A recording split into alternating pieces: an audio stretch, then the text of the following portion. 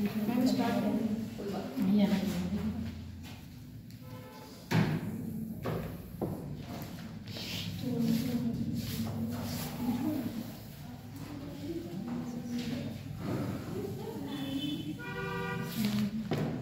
क्या कह रहे हो मैडम? आज चित्रकारी कर रही हैं।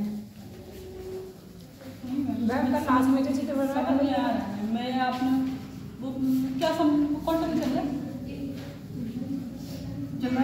क्या कह रहे हो मैम? कल मैम आपने जो चित्र बनाया वही है ये? हाँ, गरम चल रहा है, ठंडी चल रहा है। वही है ये जो कल हमने बनवाया है, पर आज हमको थोड़ा सा मैम तो इसे कैसे बनाना?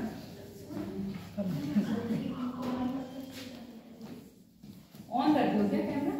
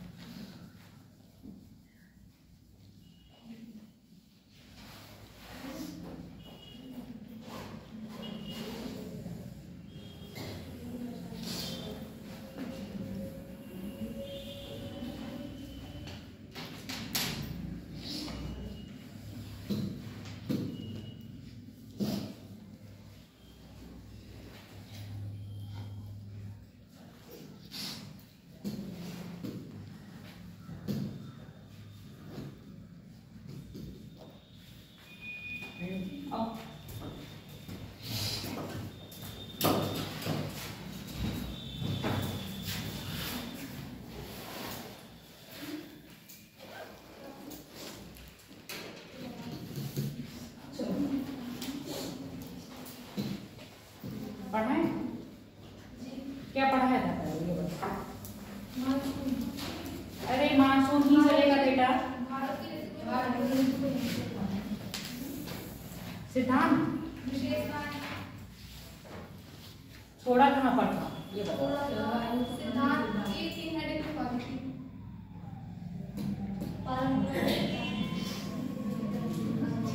अच्छा, भारतीय जलवायु से संबंधित सिद्धांत। पहला सिद्धांत क्या था? परंपरागत यानी कि ट्रेडिशनल या थर्मल, है ना? ताकि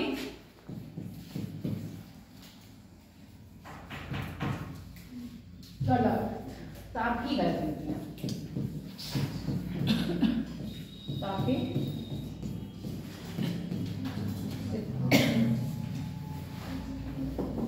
उसके बाद दूसरा था तथ्यात्मक।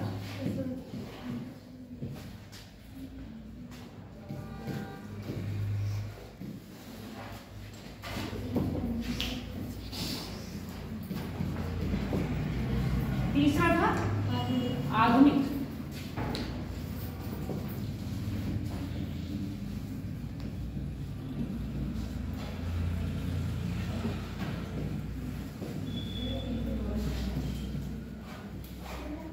ये तीन थे, इसके अलावा कोई और था?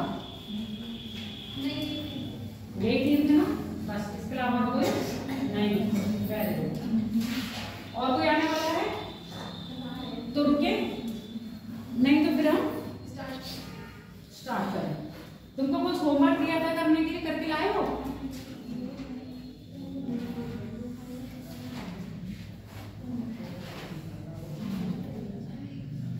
भालू आया, भालू आया। कहाँ आ गए? भालू आया, पिंक भालू।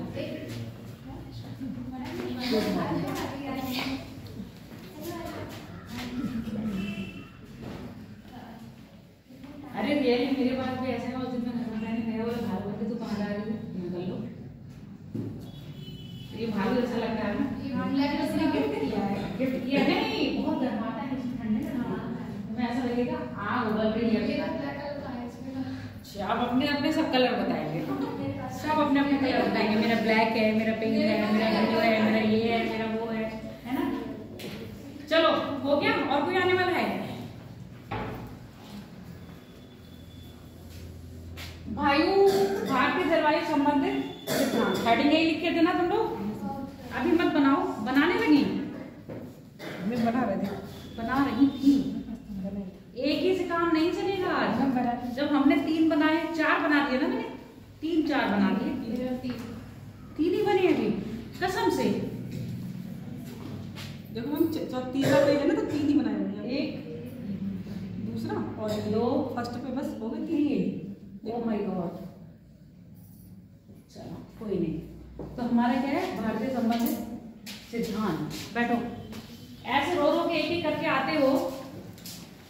सब लोग टाइम से आ जाओ। एटलीस्ट 9:05 तक तो सब लोग आ ही जाए। तो 9:15, 9:30, 9:10, 10, 10:30 ऐसे आके क्या फायदा है?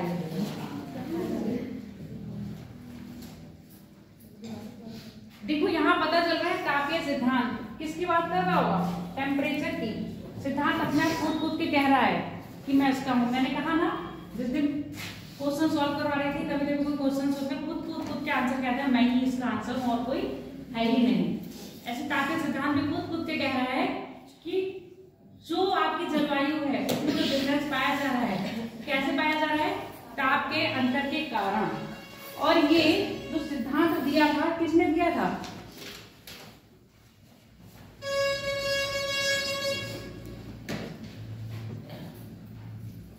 किसने दिया था?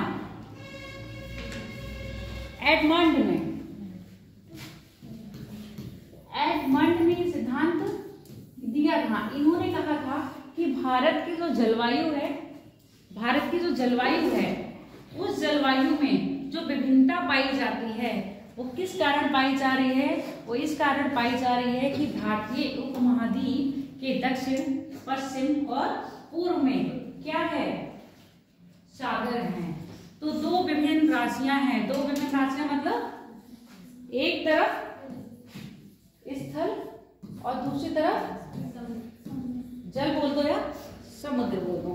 तो दोनों के तापों में क्या होगी? समानता पाई जाएगी क्या? दोनों के तापों में समानता पाई जाएगी? नहीं। क्यों?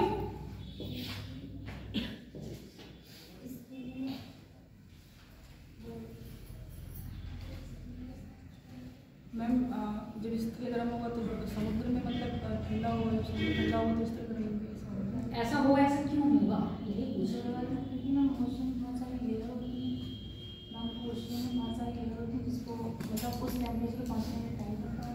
ठीक है, चलो एक बात मान लेते हैं। हाँ, और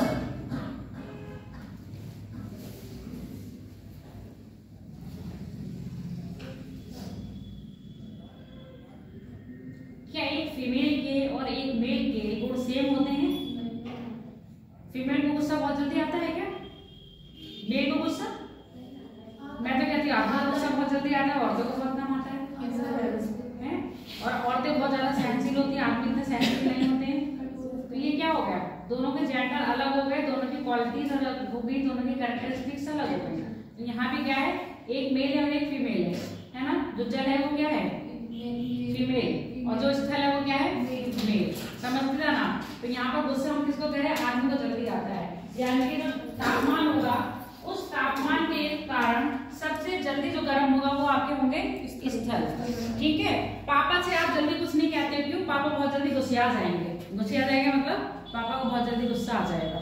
और मम्मी को आप बहुत बार कह देते हो, मम्मी का पारा हाई होता है पर बहुत देर में होता है, तो वो क्या है? मम्मी जल है। पारा हाई होगा पर क्या होगा? बहुत देर में। किसके कंपेयर में करेंगे? स्थल की कंपेयर में करेंगे। पापा की कंपेयर में करेंगे तो मम्मी का पारा देर से हाई होगा और पापा का पारा जल्दी हाई हो जाएगा। पापा से आप क्या कहोगे? एक ही बार कहोगे पापा हम शाम को आज न्यू ईयर आ रहा है, हम अपनी सहेलियों के साथ या दोस्तों के साथ पार्टी में जाना चाह रहे हैं।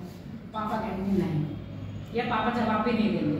तो पापा की ना को समझ जाओ, उनका मन नहीं है आपको भेजने का। समझ गए? समझ आ तो मम्मी से सुबह पूछोगे, मम्मी ने कुछ नहीं बोला, फिर मम्मी से तो 10 घंटे बाद, मतलब 10 घंटे नहीं, फिर कुछ देर बाद फिर पूछेंगे मम्मी आप आपने बताया नहीं जाना है कि नहीं जाना, मम्मी फिर कुछ बोली नहीं। फिर शाम तक, मतलब सुबह से लेकर आप शाम तक इतना पूछा है मम्मी से, शाम को कुछ नहीं, रात में 12 हो गया, फिर दे बेलन पड़े। और आप तो समझ गए कि मम्मी कुछ नहीं बोल रही थी, पापा का कुछ नहीं बोलना आपको समझ में आ गया, भेजना नहीं चाह रहे, और मम्मी का कुछ बोलना आपको समझ नहीं आया। वो कब आया? जब मम्मी ने बेलन उठा के आपके दे मारे। तो वही चीज है यहाँ पर। क्या है? स्थल और जल के गुण क्या है? अलग अलग है। जल स्थल की अपेक्षा देर से गर्म होंगे, यानी कि देर से गर्म होने का मतलब इनका टेम्परेचर देर से बढ़ेगा, और स्थल का टेम्परेचर क्या होगा? इनकी अपेक्षा जल्दी बढ़ जाएगा। अब जब स्थल गर्म हो गए हैं तो वहां पर कौन सा दाब बनेगा बेटा? जब स्थल गर्म हुए तो कौन सा दाब बना? भूदाब। जब स्थल गर्म हो गए, टेम्परेचर बढ़ गया, तो कौन सा दाब बनेगा? उच्च दाब या निम्न दाब? वेरी गुड, निम्न दाब बनेगा मैम। Very good. तुम लोगों को ऐसा उठा के कपड़े की तरह मचोड़ो ना, जैसे धोबी घाट पे कपड़े ऐसा धोबी उठाता तड़ाक चढ़ा के दो उधर पटकना है, वैसे तुम लोग की टांगे पकड़ो या बाल पकड़ो, लड़की बाल पकड़ो और लड़कों की टांगे पकड़ो, और फिर उठा के आगे पीछे धन करो जब तक तुम्हारे खून पसीने ना निकल जाए। ताप बढ़ेगा तो ताप बढ़ेगा, सीधे ये है। जब ताप बढ़ेगा यानी कि टेम्परेचर बढ़ेगा तो दाब घटेगा, कम होगा। जब ताप घटेगा तो दाब बढ़ेगा, कम होगा तो दाब बढ़ेगा। अब यहाँ पर हमने कहा स्थल का ताप क्या हो रहा है? बढ़ रहा है, तो यहाँ पर वायु दाब कैसा हो जाएगा? कम, यानी कि यहाँ निम्न वायु दाब होगा। उसकी कंपेयर में समुद्र में क्या होगा? टेम्परेचर कम होगा, वायु दाब उच्च होगा। अब जब वायु दाब उच्च होगा तो पवनें कहाँ जाएंगी? उच्च वायु दाब से निम्न वायु दाब की ओर जाएगी। तो पवनें कहाँ चलेंगी? समुद्र से स्थल की ओर चलेंगी। और ये कार्यक्रम कब होगा? ग्रीष्म ऋतु में होगा या शरद ऋतु में होगा? वेरी गुड, एक तमाचा और आपके घर पर। स्थल से जल की ओर हमने कहा इस जल से स्थल की ओर पवनें कब चलेंगी? ग्रीष्म ऋतु में चलेंगी। क्यों पूछा है मैंने? तुम लोग मेरे शब्दों को ध्यान ही नहीं देते हो। तो क्या हुआ? ग्रीष्म ऋतु में ये पवनों का संचरण होगा, तो कैसे होगा? स्थल से समुद्र की ओर या समुद्र से स्थल की ओर? समुद्र से स्थल की ओर। क्यों? स्थल का तापमान क्या हो गया होगा?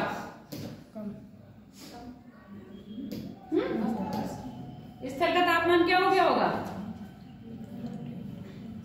शब्दों का मतलब ये होना, तब भी तुम लोग की बुद्धि काम नहीं करती। ये स्थल का तापमान बढ़ गया होगा, तभी तो पवनों की दिशा किधर हो गई होगी? समुद्र से स्थल की ओर।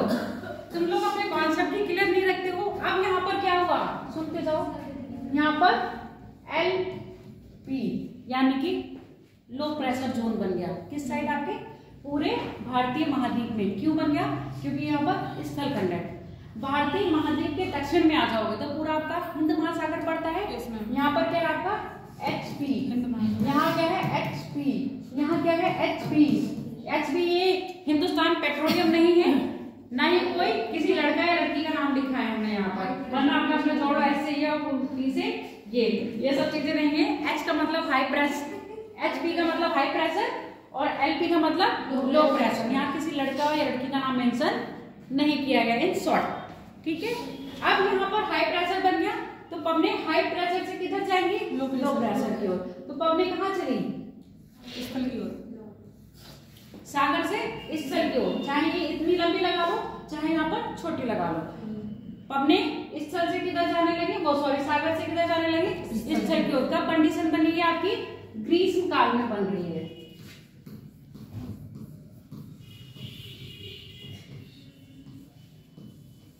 ठीक है, ग्रीष्म काल में कंडीशन बनी।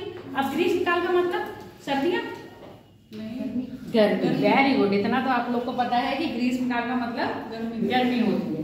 अब जब गर्मियों में सागर से पवनें जाएंगी तो यहाँ पर क्या लेके आएंगी? वर्षा लेके। समझ में आ गया? वर्षा लेके आ रही है। तो इसी कारण ग्रीष्म काल में जो पवनें क्या चलती हैं? सागर से स्थल की ओर चलती हैं। वो आपके भारतीय उपमहाद्वीप में क्या लेती हैं, लाती हैं, मानसून लाती हैं, अधिकतर वर्षा कराती हैं। ये कौन सा है, कौन सा सिद्धांत पढ़ रहे हो, तापीय सिद्धांत, यानी कि परंपरागत सिद्धांत की बात कर रहे हैं। इसके अपोजिट अभी हम कहीं ये चीज नहीं लाए हैं, वायुदाब की पेटियां और ये सब, समझ रहे हैं ना, नहीं ये कहो कि मैडम ये चीज नहीं बताई है हमें, अभी हम लाए नहीं है क्योंकि सिद्धांत में ही नहीं लाया है। सिद्धांत फेल करोगे ना, उसके बाद तो दूसरा सिद्धांत लेके आओगे, तो सिद्धांत फेल करने के लिए तो छोड़ना है ना हमें।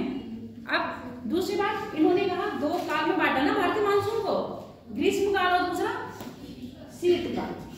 हम दूसरे यहाँ पर ही लिखते हैं, इन्होंने जो भारतीय मानसून को बांटा है ग्रीष्म काल और शीतकाल, यानी विंटर और समर, इन दोनों में बांटा। तो उन्होंने कहा ग्रीष्म काल में यहाँ पर क्या हो जा रहा है, लो प्रेशर, और यहाँ पर हाई प्रेशर हो जा रहा है। ठीक, अब सूर्य वो तो जब जाहिर है, सतत है कि सूर्य क्या कर रहा है, उत्तरायण और दक्षिणायन कर रहा है। इन्होंने उत्तरायण और दक्षिणायन की बात करी, इन्होंने वायुदाब पेटी की बात नहीं करी। ठीक है, इन्होंने कहा जब सूर्य उत्तरायण करेगा तो यहाँ पर क्या होगा, लो प्रेशर।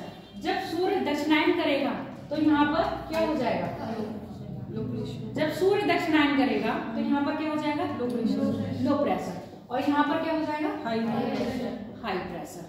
जब हाई प्रेशर यहाँ हो गया उत्तरायण में, सूर्य जैसे दक्षिणायन करा तो इक्वेटर के उत्तर में क्या हो गया, हाई प्रेशर, और इक्वेटर के दक्षिण में क्या बन गया, लो प्रेशर। अब इस कंडीशन में पवनें कहाँ से चलेंगी, हाई प्रेशर से लो प्रेशर, यानी कि पवनों की दिशा चेंज करते कलर। कौन सा ये, पिंक, लड़कियों को पिंक ज्यादा पसंद है, ब्लू ले लेते हैं, लड़कों को ब्लू ज्यादा पसंद है। ठीक है, नहीं रियली है, मेरा छोटा सा भतीजा है, वो पता है क्या करेगा, उस दिन यहाँ मेले में आया था, उसको ब्लू एलिफेंट दिख गया, तो भाभी भतीजी को बैठा रही थी, मम्मी नहीं उस पे नहीं, इस पे बैठा, ये ब्लू है। तो उसको छोटा सा है, और अगर कोई चीज होगी ना आपके पास ब्लू कलर की कोई चीज है, बुआ ये चीज मुझे दे दो, ये लड़कों की होती है, लड़कियों की नहीं होती है। मैंने कहा ये देखो, ऐसे बच्चों के दिमाग में छोटे से ही डाला जा रहा है कि गर्ल्स के लिए, बेबी गर्ल्स के लिए पिंक और बेबी बॉय के लिए ब्लू। बताओ, बचपन से ही आप ऐसा डिफरेंशिएशन कर देते हैं।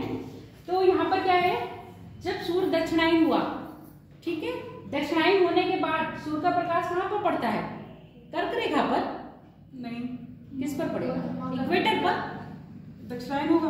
हाँ, सूर्य का प्रकाश किस पे पड़ेगा, इक्वेटर पर, कर्क रेखा पर, मकर रेखा। कैसे एक दूसरे की शक्ल देखते हो, फिर देखते हो मैं क्या सही हूँ, चलो हाँ ठीक है, मकर रेखा पे, कर्क रेखा पर, मकर रेखा पे लंबवत पड़ता है, यानी कि दक्षिणायन हो गया। अब यहाँ पर क्या बन गया आपका, लो प्रेशर, और यहाँ बना आपका हाई प्रेशर। तो अपने आप कहाँ से कहाँ तक चले, हाई प्रेशर से लो प्रेशर की ओर चले। जब ये पवनें हाई प्रेशर से लो प्रेशर की ओर चलेंगी तब कैसी होंगी ये पवनें, शुष्क होंगी या नमी युक्त होंगी, क्यों होंगी शुष्क, चलो स्थल पर जल नहीं है इसलिए पवनें शुष्क होंगी, प्रायः ठंडी होंगी या गर्म होंगी, ये भी बता दो। Very good, very good.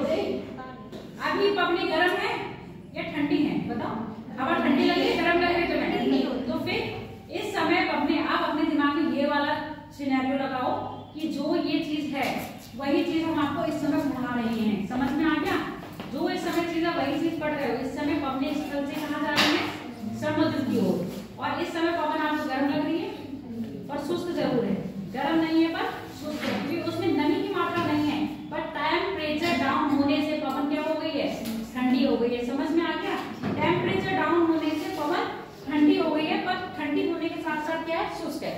जब पवन शुष्क होगी तो वो वर्षा नहीं कर पाएगी, चाहे भले कितनी ठंडी हो, शुष्क है तो वो वर्षा नहीं कर पाएगी। पर जब ये पवन क्या करती है, बंगाल की खाड़ी से होकर गुजरती है, कहाँ से गुजर रही है, बंगाल की खाड़ी से होकर गुजर रही है, तो कुछ जल प्राप्त करती है और भारत के कोरोमंडल तट पर वर्षा करवाती है। तो भारत के कोरोमंडल तट पर वर्षा हो रही है, उसका कारण है उत्तर पूर्वी मानसून। भारत, संपूर्ण भारत में जो वर्षा हो रही है उसका कारण आपका दक्षिण पश्चिम मानसून। अब देखो इसकी दिशा दक्षिण पश्चिम है क्या, अगर भारत को ऐसे काट दे है, और इधर से जो आएगी तो वो कौन सी होगी, उत्तर पूर्वी मानसून, क्योंकि ये टर्म होगी ऐसे आएगी तो इसको क्या कहेंगे हम, उत्तर मानसून। क्लियर हो गया? तो उत्तर भारत में दो प्रकार से वर्षा होती है, शीतकालीन वर्षा और ग्रीष्मकालीन वर्षा। शीतकालीन वर्षा का कारण क्या है आपका? उत्तर पूर्वी मानसून। उसका कारण, उसकी उत्पत्ति कैसे हो रही है? जब सागरों में हाई प्रेशर और धरातल पर लो प्रेशर। सही बोल रही हूँ मैं? सही बोल रही हूँ, सही बोल रही हूँ। जब सागरों में हाई प्रेशर और आपने बोला हाई प्रेशर और सागर। नहीं मैंने बोला सब सागरों में हाई प्रेशर और स्थल पे लो प्रेशर होगा। ये स्टेटमेंट क्या है? गलत है। उत्तर पूर्वी मानसून कब एक्टिव होगा? जब सागर में लो प्रेशर होगा और स्थल पर हाई प्रेशर होगा। तो ये शब्दों को जरा पकड़ना सीखो। और मैडम आप ये गलत बोल रहे हो या सही बोल रहे हो, ये मुझे टोकना सीखो। समझ में आ गया? जानबूझ के मैं गलत बोलती हूँ, देखिए कितना तुम लोग मेरे शब्दों को पकड़ते हो। और तुम लोग यहाँ बिल्कुल भूख गोबर की तरह बैठे रहते हो और शब्दों को पकड़ते ही नहीं हो। यही स्टेटमेंट पूछे जाते हैं। ठीक है? उत्तर पूर्वी मानसून कब एक्टिव होगा? जब एक्टिव होगा जब सागर में हाई प्रेशर और स्थल में लो प्रेशर होगा। सही? गलत। जब सागर में क्या होगा? लो प्रेशर और स्थल पे हाई प्रेशर होगा, तब उत्तर पूर्वी मानसून एक्टिव होगा। इसके विपरीत दक्षिण पश्चिमी मानसून कब एक्टिव होगा? इसके विपरीत दक्षिण पश्चिमी मानसून एक्टिव जब होगा तब हमारा क्या कंडीशन होगी? हाँ, जल में हाई प्रेशर होगा। याद रखोगे या नहीं? इसको चित्र को बना लीजिए पहले। अब यहाँ पर आप दो चित्र बनाओगे।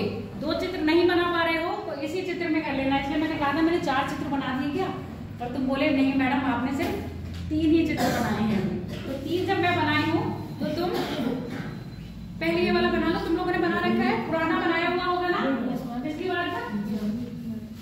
उसके नीचे कुछ लिखे तो नहीं हो? खाली पड़ा है, बस वहीं पर ही लिख लो तापीय सिद्धांत। उसी में लिखो तापीय सिद्धांत, ये वाला चित्र बनाओ।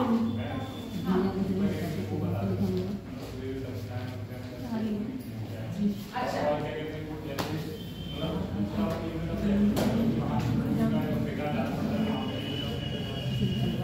आज ये तुम्हारे जितने भी भ्रम हैं, जितने भी क्या हैं, भ्रम नहीं टूटेंगे। जितने भी भ्रम हैं या जितनी भी संशय हैं, आज सारी ही संशय दूर होती हुई जाएंगी। बस थोड़ा सा क्या करो? सब्र करो। सब्र का फल मीठा होता है। होता पता नहीं होगा या नहीं होगा, बस एक टाइम। अगर आपको समय पे कोई चीज ना मिले, समय के बाद चीज मिले, तो उस चीज की कोई वैल्यू नहीं होगी। बस इतना याद रखो। तो सब्र और आदर ये चीजें मैं नहीं जानती। इतना छोटा बनाओगे ऐसा लोग कैसा। अब यहाँ पर जब अगर तुम इतना शॉर्ट में लिख रहे हो ना, इतना शॉर्ट में लिख रहे हो, जैसे ये चित्र ही मेरा एकदम डिट्टो आप कर रहे हो, तो यहाँ पर लिख लेना शीतकालीन, ग्रीष्मकालीन, और यहाँ लिखना शीतकालीन। समझ में आ गया? यहाँ लिखोगे ग्रीष्मकालीन, यहाँ लिखोगे शीतकालीन।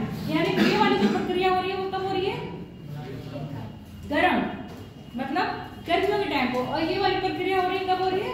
सर्दियों के टाइम को। बनाओ चित्र और लिखो। तापीय सिद्धांत बना लिए सबने? बनाओ के लिखो, बना लो पहले।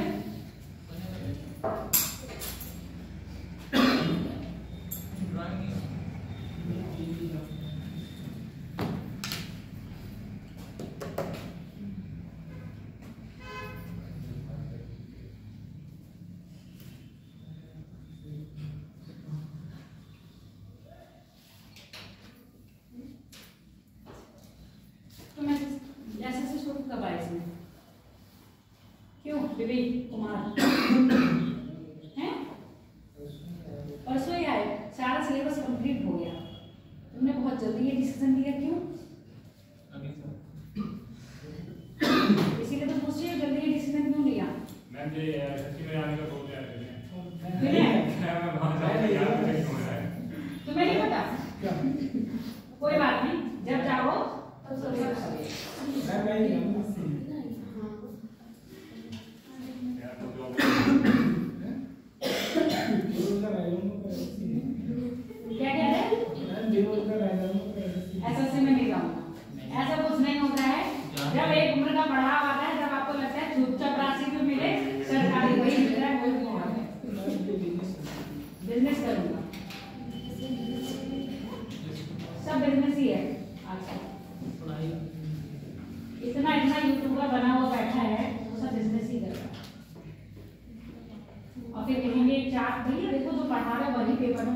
पूछे जाएगा।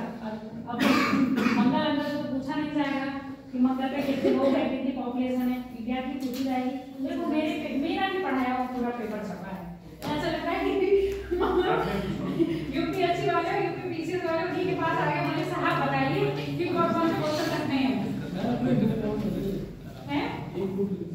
कौन क्यों। राइटिंग का शौक मुझे नहीं है। मेरे कॉलेज के टाइम पर जैसे टीचर्स होते थे ना, पढ़ाते थे और आगे बीच में शायरियाँ बोलते थे, तो मुझे समझ ही नहीं आता मैं इतना अच्छा टैलेंट कैसे होता है। अब जब हम पढ़ाना शुरू करें हमें तो ये आता ही नहीं था, शायरी आज तक नहीं मुझे आई है कि मैं पढ़ाती रहूँ और पढ़ाते हुए कोई ऐसे सिचुएशन आ जाए और मैं उसके बीच में शायरी ले आऊँ, कभी नहीं। हमारे एक सर थे प्रेमपाल सर, वो बहुत अच्छी तरह बोलते थे। अच्छा जब मुझसे कहते पढ़ा, मतलब जब होते हो ना आप किसी प्रोफेशन में नए नए गए होते हो तो आपको वहाँ के बारे में पता नहीं होता। उनका कहना था, पूर्णा मैडम बने रहो लुल मजे लो फुल, यानी कि अगर आप दिखाओगे ये चीज मुझे आती है तो आपको उस चीज का रिवॉर्ड नहीं मिलेगा, आपको उस चीज का रिवॉर्ड नहीं मिलेगा और वर्क का प्रेशर आ जाएगा। इसलिए आप कहो ये चीज मुझे आती ही नहीं है, जब नहीं आती तो आपसे कोई कुछ करने को कहेगा ही नहीं। समझ में आ गया ना? रिवॉर्ड नहीं दिया जाता है और प्रेशर आ जाता है कि ये चीज फलाने को आज ये है, आप उसी से करवा लीजिए ना, आगे बंदे को भी आगे पर आपको ऊपर ही काम सौंप दिया जाएगा। तो मेरे को टीचिंग में जो मेरे एक्सपीरियंस रहे लोगों के साथ, कुछ के साथ बहुत अच्छी है और कुछ के साथ बहुत बुरे हैं। बहुत बुरे तो ऐसे कि मैं उनकी शक्ल भी नहीं देखना चाहती। नफरत तो मैं बहुत बुरी तरह करती हूँ। लिख लिया? चलो आगे बात करते हैं। इसमें लिखो ताकि सिद्धांत आ गया। ताकि सिद्धांत पढ़ाया किसने दिया था? एडमंड द्वारा। ताकि सिद्धांत द्वारा, ताकि सिद्धांत पढ़ाया एडमंड द्वारा दिया गया है, जिन्होंने भारतीय जलवायु में विषमता का आधार, जिन्होंने भारतीय जलवायु में विषमता का आधार, विषमता का आधार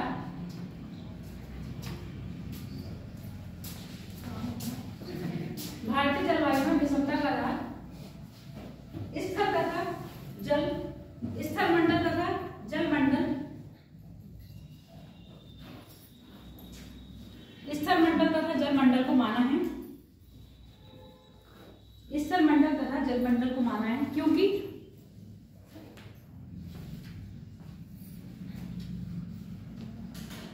दोनों ही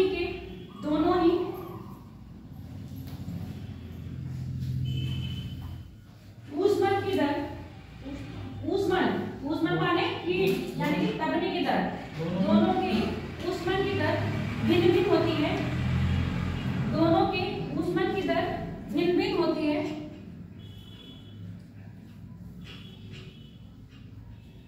स्थल प्रायः जल की अपेक्षा, स्थल प्रायः जल की अपेक्षा, स्थल प्रायः जल की अपेक्षा देर से गर्म होते हैं, जल्दी। स्थल प्रायः जल की अपेक्षा जल्दी गर्म होते हैं,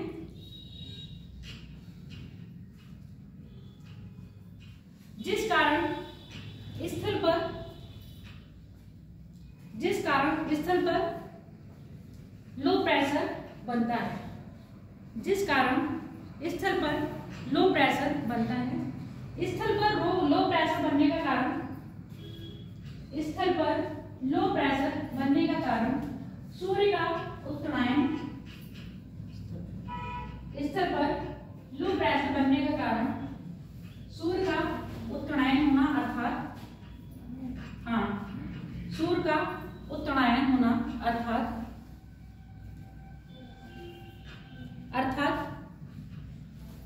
कर्क रेखा पर सूर्य का प्रकाश लंबवत पड़ना है, अर्थात कर्क रेखा पर सूर्य का प्रकाश लंबवत पड़ना है, जो प्रायः भारत में ग्रीष्म ऋतु, जो प्रायः भारत में ग्रीष्म ऋतु का उत्तरदायी है, जो प्रायः भारत में ग्रीष्म ग्रीष्म ऋतु का उत्तरदायी है। अतः इस काल में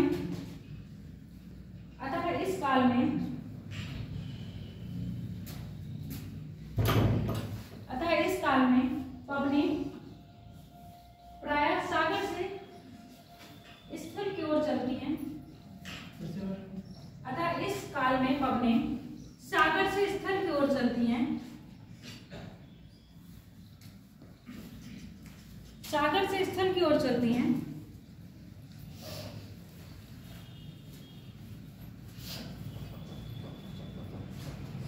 सागर से स्थल की ओर चलने के कारण यह पवनें नमी युक्त होती हैं।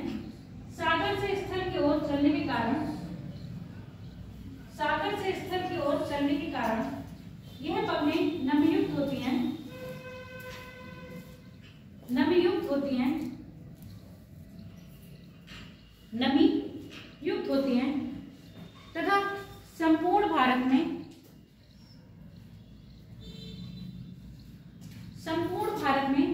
दक्षिण पश्चिमी मानसून के रूप में वर्षा करवाती है। तथा संपूर्ण भारत में दक्षिण पश्चिमी मानसून के रूप में वर्षा करवाती हैं, सिवाय कोरोमंडल को छोड़कर। दक्षिण पश्चिमी मानसून के रूप में वर्षा कराती हैं, सिवाय कोरोमंडल को छोड़कर। ठीक है।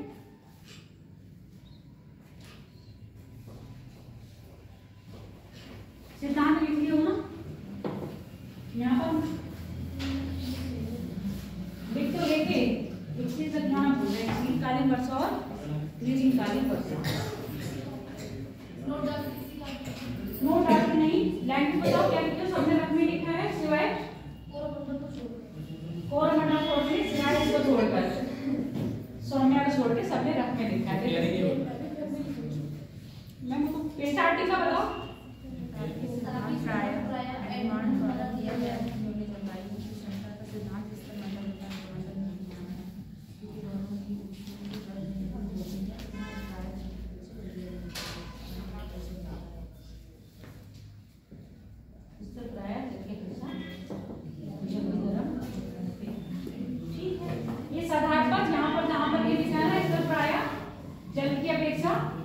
जल्दी गर्म होते हैं। इस आधार पर भारतीय जलवायु को दो भागों में, शीतकालीन जलवायु और ग्रीष्मकालीन जलवायु, बस यहीं पर ये लाइन ऐड करो।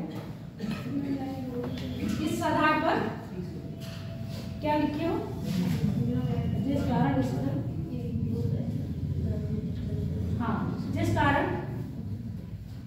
कारण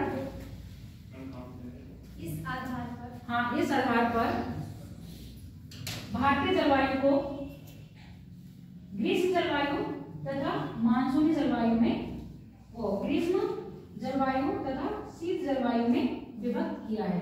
यहाँ पर नहीं लिखना था बेटा, बीच में लिखना। लाइन है, वहीं पर ही मैंने जुड़वाया है ये चीज, तुम किसी को कर लेना, अभी करवा देते हैं। सामने तो पूछ लेना, सामने बता देंगे। ठीक है, आधार पे बताया है। अब जहां पर हमने ये ग्रीष्मकालीन की वो बताई थी ना विशेषता, वहां पर हेडिंग डाल लेना, ग्रीष्मकालीन जलवायु।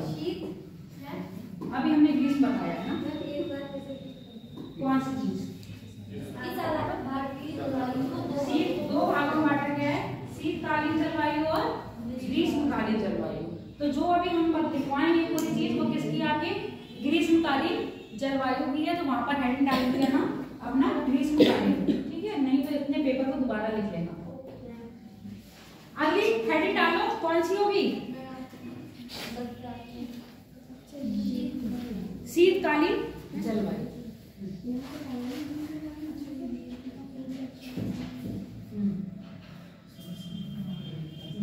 शीतकालीन और ग्रीष्मकालीन जलवायु का कारण सूर्य का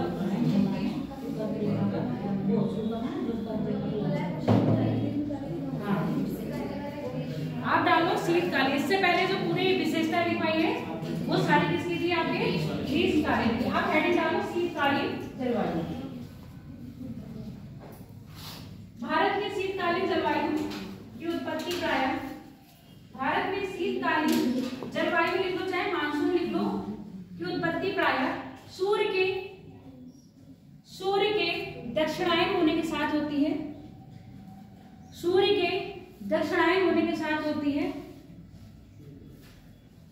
सूर्य के दक्षिणायन होने के साथ होती है।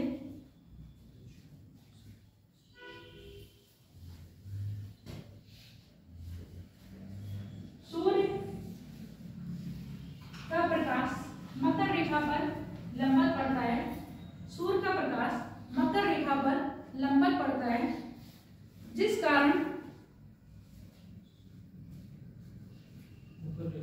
लंबवत पड़ता है, जिस कारण यहाँ निम्न क्या बनेगा?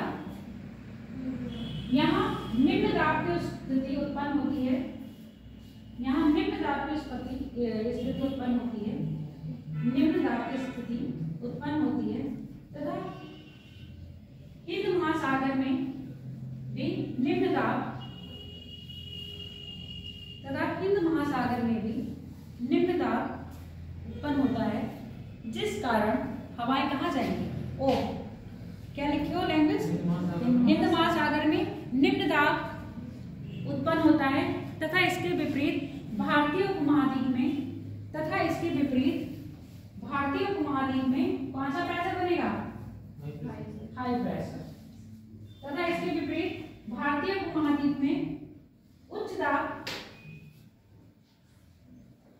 तथा इसके विपरीत भारतीय उपमहाद्वीप में उच्च दाब की स्थिति बनती है, जिस कारण पवनों की दिशा स्थल से सागर की ओर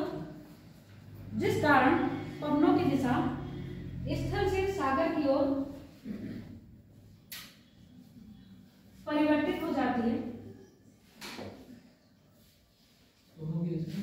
पवनों की दिशा स्थल से सागर की ओर परिवर्तित हो जाती है तथा ये पवनें प्रायः स्थल खंड में प्रवाहित होने के कारण तथा इन पवनों में स्थल खंड में प्रवाहित होने के कारण नमी की मात्रा नगण्य अर्थात क्या रहेगी? अर्थात पवनें शुष्क होती हैं। नमी की मात्रा नगण्य अर्थात पवनें शुष्क होती हैं, जिस कारण ये पवनें वर्षा कराने में असमर्थ होती हैं। परंतु जब ये पवनें बंगाल की खाड़ी से प्रवाहित होती हैं, यानी कि बंगाल की खाड़ी के ऊपर से निकलती हैं, परंतु जब ये पवनें बंगाल की खाड़ी के ऊपर से निकलती हैं तो यहाँ से कुछ नमी प्राप्त कर लेती हैं,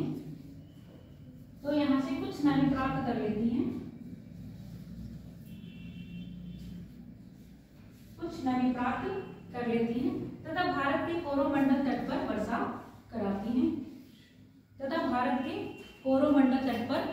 वर्षा कराती हैं, जिसे हम उत्तर पूर्वी मानसून के नाम से जानते हैं।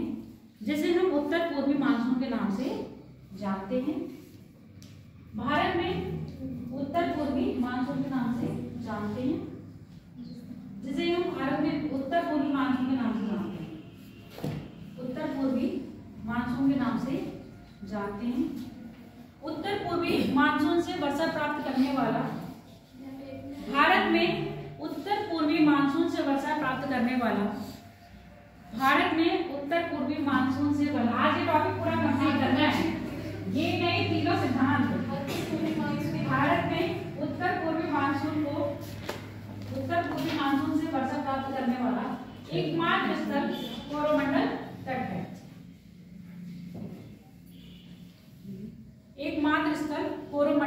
तट है। जो शीतकाल में वर्षा होती है। ठीक है, जहां शीतकाल में वर्षा होती है। अपने यहाँ नहीं हो रही है क्या बारिश? हो रही है तो ये क्या उत्तर पूर्वी मानसून से हो रही है? परसों हुई, बादल अब भी हैं, ये भी बारिश वाले हैं, तो क्या ये उत्तर पूर्वी मानसून से हो रही बारिश अपने यहाँ?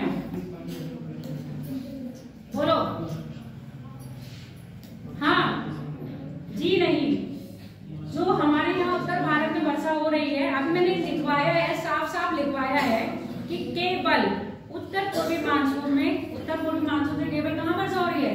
कोरोमंडल तटवर्ग, जो कि शीतकालीन वर्षा प्राप्त करता है। उत्तर भारत में वर्षा होती है पर वो शीतकालीन वर्षा होती है पर इससे नहीं होती है।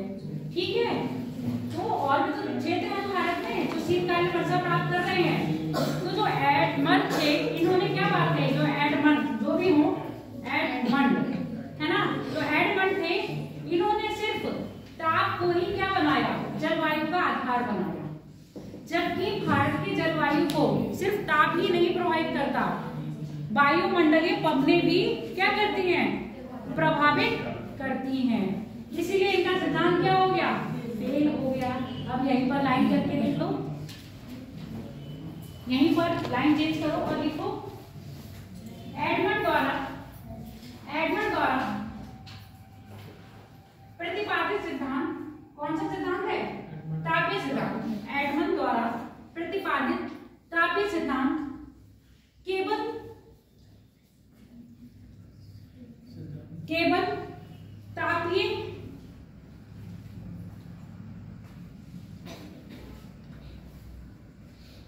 तापीय सिद्धांत केवल ताप को ही आधार मानता है। ऐसे लिखो, ताप को ही आधार मानता है, ताप को ही आधार मानता है। यह सिद्धांत पवन संचरण, यह सिद्धांत पवन संचरण, वायुदाब, पवन संचरण, वायुदाब आदि की व्याख्या, वायुदाब आदि की व्याख्या करने में असमर्थ है। यह सिद्धांत वायुदाब तथा पवन संचरण की व्याख्या करने में असमर्थ है।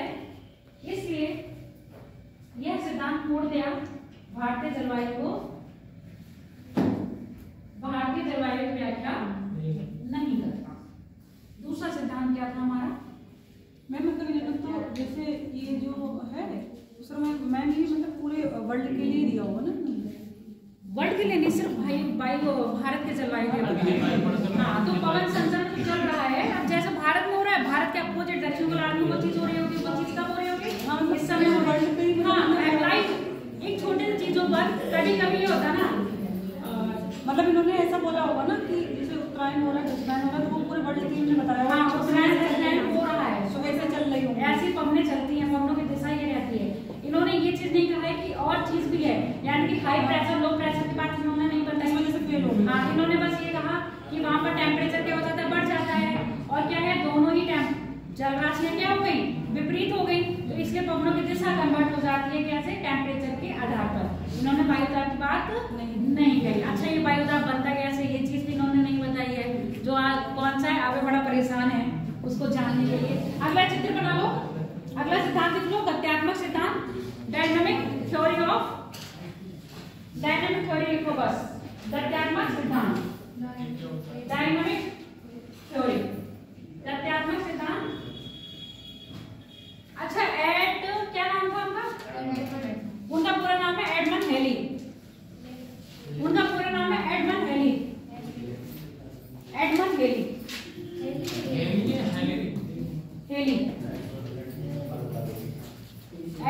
पूरा नाम एडमंड हेली है उनका।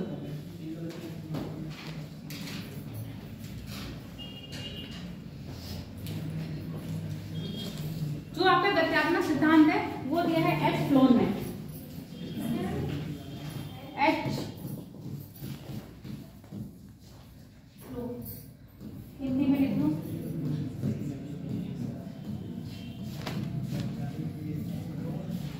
H phloem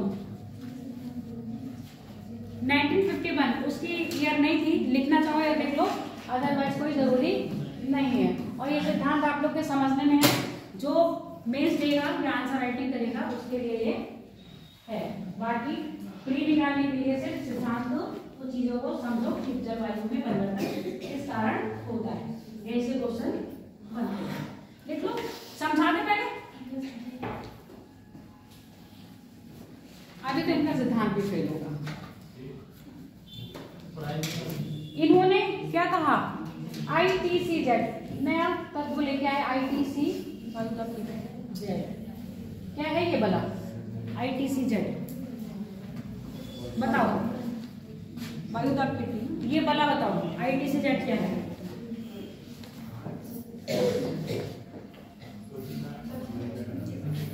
intertropical conversion zone. इसके फुल फॉर्म है अंतः उष्णकटिबंधीय अभिसरण क्षेत्र। हिंदी में इसका क्या है? अंतः उष्णकटिबंधीय अभिसरण जोन। इंग्लिश में intra tropical conversion zone ITCZ। आप सुनते जाओ जिसको सूर्य उत्तरायण और दक्षिणायन चीजें नहीं समझ में आई हैं, ठीक है। ये हमारा है 0 डिग्री इक्वेटर।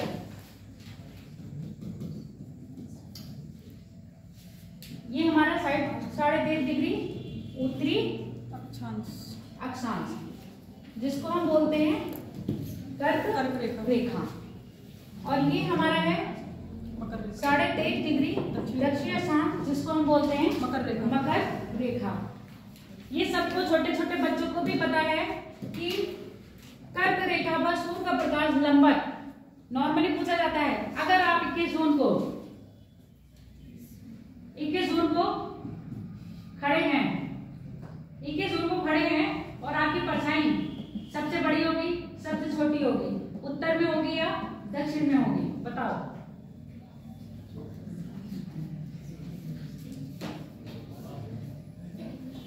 जून को खड़े हैं, कहाँ खड़े हैं?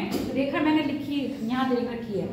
आपकी परछाई सबसे बड़ी होगी सबसे छोटी होगी, उत्तर में होगी या दक्षिण में होगी या गायब होगी?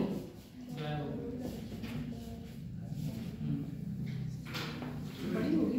बताओ। बड़ी होगी और उत्तर में होगी। गायब होगी। गायब होगी, पक्का गायब होगी। अगर यहाँ पर गायब हो जाए तो गायब ही लिख देना, छोटी मत लिखना। गायब हो तो छोटी लिख देना। ऑप्शन में होना हो तो अब मैं बता रही हूँ ये कौन है, अपनी शक्ल जैसा भी समझो बना लेना, ठीक है। सूर्य बिल्कुल इसके सर पर है, परछाई नहीं बनेगी। जब सूर्य का प्रकाश सीधे लंबवत पड़ रहा होगा परछाई कहाँ जाएगी? बिल्कुल पैरों के नीचे। आप अपनी परछाई नहीं देखते, ठीक है। तो ये चीज होगी लंबवत। लंबवत का मतलब समझ में आ गया? जब सूर्य का प्रकाश 90 डिग्री का एंगल बना रहा है उसको हम कहते हैं लंबवत। तो इस वाले क्षेत्र में कहीं ना कहीं सूर्य का प्रकाश पूरे साल लंबवत पड़ता है। तो कर्क रेखा पर जो लंबवत पड़ता है वो डेट है आपकी 21 जून। 21 जून के बाद सूर्य फिर कहाँ जाने लगता है? नीचे, इससे ऊपर नहीं आता। सूर्य का प्रकाश इससे ऊपर लंबवत नहीं पड़ता, यानी कि फिर कैसा पड़ रहा होगा? 90 से कम का कोण बना रहा होगा, चाहे वो 45 हो चाहे वो 60 डिग्री। अब ये तुम्हें तिरछा दिख रहा है या लंबा दिख रहा है? तिरछा, यानी कि इससे ऊपर वाली जो होगी सूर्य का प्रकाश कैसा पड़ता होगा? तिरछा। यहाँ पर सूर्य का प्रकाश कैसा पड़ रहा होगा? लंबवत। आगे बात समझ में? यहाँ सूर्य का प्रकाश तिरछा, यहाँ सूर्य का प्रकाश लंबवत। सेम कंडीशन यहाँ पर ऐसी होगी, यहाँ सूर्य का प्रकाश कैसा पड़ रहा है? तिरछा। और इस वाले क्षेत्र में क्या पड़ रहा होगा? लंबवत। क्लियर हो गया? तो यही सूर्य का उत्तरायण और दक्षिणायन है। और लंबवत होने के साथ अभी मैंने कहा सूर्य का प्रकाश इस वाली रेखा पे क्या है? लंबवत है। इसके बाद सूर्य कहाँ जाना शुरू करेगा? प्रकाश नीचे जाना शुरू करेगा। जब ये सूर्य का प्रकाश नीचे जाना शुरू करेगा तो कभी इस पॉइंट पे लंबवत पड़ेगा, कभी इस पॉइंट पे लंबवत पड़ेगा, कभी इस पे लंबवत पड़ेगा। ऐसे यहाँ पर पूरे टाइम पे क्या पड़ेगा? लंबवत पड़ता जाएगा। जब यहाँ से यहाँ लंबवत पड़ रहा है तो इसका मतलब सूर्य कहाँ जा रहा है? दक्षिण की ओर जा रहा है। इसी को कह रहे हैं सूर्य का दक्षिणायन और इसी को कह रहे हैं सूर्य का उत्तरायण। समझ में आ गया? जब यहाँ पर 22 दिसंबर जो अभी निकली है लंबवत पड़ गया 22 दिसंबर को, इसके बाद सूर्य का प्रकाश कहीं इन क्षेत्रों में लंबवत पड़ना शुरू करेगा। इसलिए अब सूर्य कहाँ जा रहा है? उत्तर की ओर जा रहा है, क्योंकि ये उत्तरी गोलार्ध है ना और ये दक्षिण गोलार्ध है। दक्षिण गोलार्ध से कहाँ जा रहा है? उत्तर की ओर, इसीलिए इसको कह रहे हैं सूर्य का दक्षिणायन होना। समझ में आ गया बात? सूर्य का उत्तरायण होना और सूर्य का दक्षिणायन होना। टॉपिक क्या था हमारा? तुमको समझाते भूल जाओगे कहाँ पर पहुंचे। गत्यात्मक। तो यही गत्यात्मक सिद्धांत क्या है? जब सूर्य उत्तरायण और दक्षिणायन करता है तो 21 जून और 22 दिसंबर इसके बीच मार्च होता है। मार्च 2 डेट ऐसी है साल में जब सूर्य लंबवत कहाँ पर पड़ेगा, इक्वेटर पे पड़ेगा। 1 सितंबर माह में 23 सितंबर और दूसरा आपका 22 मार्च। ये 2 डेट ऐसी हैं जब सूर्य का प्रकाश इक्वेटर पर लंबवत पड़ता है।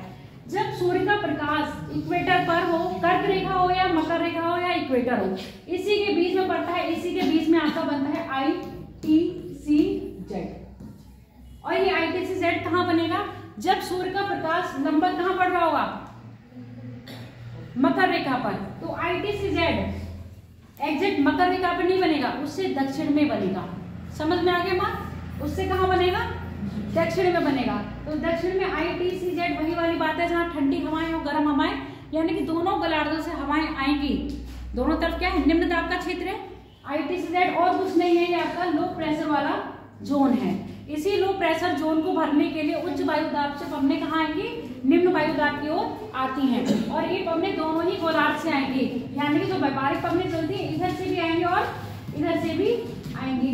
जब ये यहाँ पर पहुंचती हैं तो ITCZ में बहुत ज्यादा यहाँ पर गर्म होता है और ये पवनें गर्म होके कहाँ उठती हैं, ऊपर की ओर उठ जाती हैं। क्लियर हो गया ये बात? नहीं, जब ये अभिसरण जोन इसलिए कह रहे हैं कि यहाँ पर दोनों ही पवनें मिल नहीं पाती, क्षेत्र इतना गर्म होता है कि गर्म होके ऊपर उठ जाती हैं। अब ऊपर उठने के कारण फिर ये ऊपर होके ठंडी होंगी। वायुमंडल के जैसे जैसे आप ऊपर जाओगे टेम्परेचर क्या होता है, डाउन। अब जब टेम्परेचर डाउन होता है तो पवनें भी क्या हो जाएंगी, ठंडी होके पुनः पवनें फिर कहाँ आएंगी, ऐसे ही। तो ये जो वायु का पवनों का संचरण होता है इसको कहते हैं पवन संचरण जोन। ऊपर वायु ठंडी होके पुनः क्या करने लगी, गति करने लगी। फिर से वो कहाँ पर आ गए, निम्न वायु दाब की ओर आ गई। फिर निम्न वायु दाब के क्षेत्र में आई, फिर क्या हुई, गर्म हुई और ऊपर उठती चले गए। तो इन्होंने जो गत्यात्मक सिद्धांत दिया है, यानी कि जो पवनें हैं जो गति कर रही है, उनका कारण क्या है, ITCZ का स्थापित होना। और ITCZ कब स्थापित होगा, जब सूर्य उत्तरायण और दक्षिणायन करेगा। तो जब ग्रीष्मकालीन ऋतु आती है, ग्रीष्म यानी कि गर्मियों का टाइम आता है, तो सूर्य अब क्या होने लगता है, इस समय सूर्य क्या कर रहा है, उत्तरायण हो रहा है या दक्षिणायन हो रहा है, बताओ, उत्तरायण हो रहा है। यानी कि एक वाकई मकर रेखा से ऊपर की ओर आ रहा है। तो मार्च में, यानी कि 22 मार्च या 23 मार्च, 22 मार्च ना, 22 मार्च को सूर्य का प्रकाश कहाँ पर होगा, इक्वेटर पर। ITCZ यहाँ होगा कि यहाँ बन जाएगा, नीचे। यही दिमाग लगाओ बेटा। अभी मैंने कहा सब सूर्य क्या करेगा, दक्षिणायन हो रहा होगा, यानी कि आपकी कहाँ पर है, मकर रेखा पर। तो स्थापित ITCZ मकर रेखा पर नहीं होगा, मकर रेखा के दक्षिण में होगा।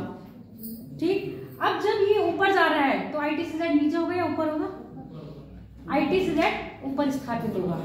समझ में आ गया, ITCZ कहाँ पर स्थापित हुआ, ऊपर।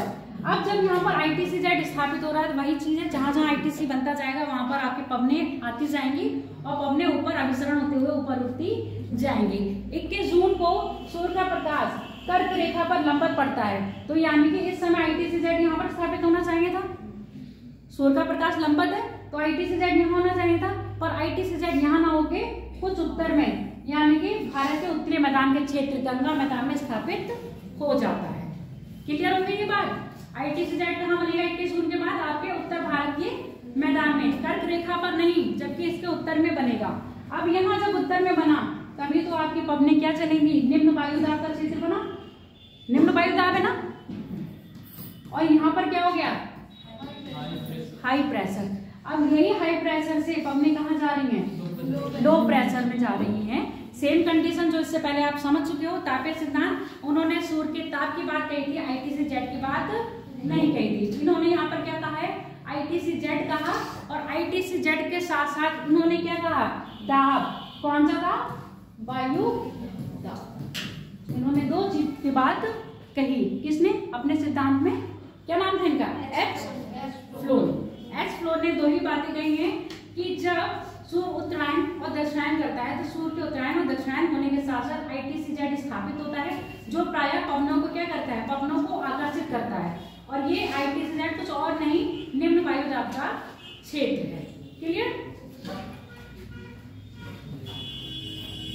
ये वाला चित्र बना लो, फिर आगे बात करते हैं। अच्छा, ये वाला बनाओगे तो ये शीतकालीन में बना लेना, और ये वाला बनाओगे तो ग्रीष्मकालीन बनाना, ठीक है। ये वाला चित्र बना, ये ITCZ है।